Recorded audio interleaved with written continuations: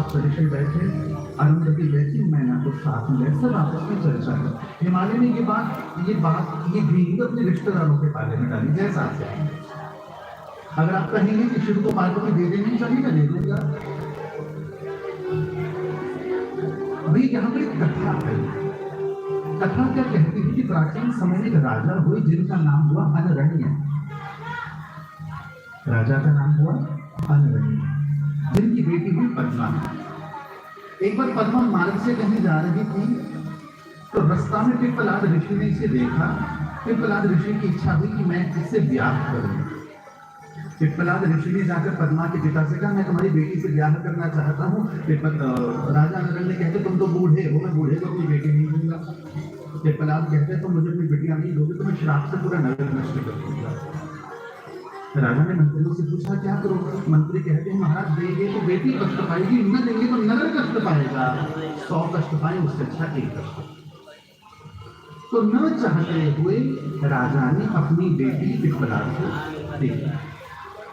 अब यह कथा क्या आती है कि पिप्पलाद जी बूढ़े हैं और पद्मा के मन में उनके प्रति कभी भी दुर्व्यवहार नहीं आया।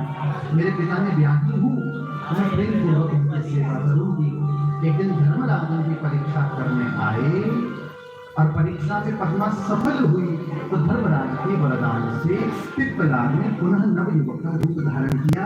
सभी पर्वत हिमालय से कहते, हिमालय सुन, यदि तेरी बेटी शिव का भाग है, शिव लेकर जाएंगे, तू नहीं देगा तो विध्वंस करेंगे। इससे अच्छा तो अपनी बेटी शिव को नमः शिवाय।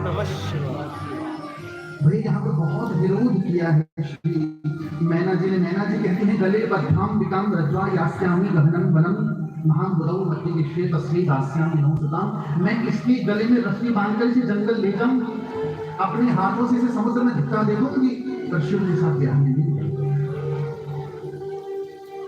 भाई यदि देखा जाए तो इस समय मैना जी का भाव गलत नहीं है। कोई माँ अपनी बेटी के लिए अच्छा वर चुनना चाहती है, उसमें कोई गलत बात नहीं। जब सबने समझाया है, आज मैना जी ने स्वीकार किया है। बड़ी प्रसन्नता से वशिष्ठ जी कहते हैं, राजन मार्गशीर्ष महीना आने वाला है। मेरे श्रोता बंधु, जो उस दिन तुम्हें बात कही थी अब पुनः कहने जा रहा हूं। शिवरात्रि के दिन शिव पार्वती का विवाह नहीं हुआ। शिव पुराण उस बात को दोहरा रहा है। ध्यान से सुनो, यहाँ वशिष्ठ जी कह रहे हैं, शिव पुराण में मार्गशीर्ष महीना आ रहा है, आर्द्रा नक्षत्र में तुम अपनी बेटी का विवाह शिव से करो। यानी लगभग दिसंबर का महीना जब शिव पार्वती का विवाह किया। मैं नहीं कहता पुराण, शिवरात्रि शिव पार्वती का विवाह नहीं है, नहीं है, नहीं। आज तुम्हें ज्यादा आश्चर्यचकित होने की आवश्यकता नहीं है, लेकिन इस विषय को पहले भी 2 बार कह चुका हूं। तुम जो मनाते हो, जैसे मनाते हो, खूब धूमधाम से मनाओ, पर त्योहार के पीछे छुपा हुआ रहस्य तुम्हारे भीतर होना चाहिए। शिवरात्रि के दिन पहली बार शिवलिंग रूप में शिव का पूजन हुआ, ब्रह्मा और विष्णु ने किया। तो आज गर्गाचार्य जी ने पत्रिका लिखी, पत्रिका जाने लगी, चलो भैया प्रवेश करें अब शिव के विवाह को। समय लगेगा, थोड़ा समय लगेगा। तुम्हारे घरों में नॉर्मल शादी होती है तब भी टेम लगता है। ये तो भोलेनाथ की शादी है, जगदीश्वर की जगदम्बा से शादी है तो टेम तो लगे। बोले भक्त वत्सल भगवान की, बोले उमापति महादेव की। आज तो अपने भोलेनाथ की भी तो दूल्हा बन के बैठे हैं, तुमने दर्शन किए। देखो भैया, अब कुछ हम मानस का सहारा लेंगे और मानस कहती है, देखो भैया, शिव विवाह का तुम्हें वर्णन कई ग्रंथों में मिलेगा। शिव पुराण, लिंग पुराण, रामचरितमानस।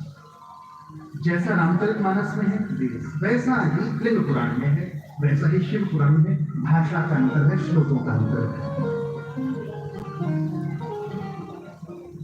अब जैसे ही विवाह का निमंत्रण कैलाश पर्वत के ऊपर पहुंचा भैया, रामचरितमानस कहती है। और तुम लोग इस बात का समर्थन करोगे, जब किसी के घर में शादी होती है, दूल्हा की टेंशन काबू को नहीं होती, सबको अपनी अपनी टेंशन यहाँ बड़ी होती है।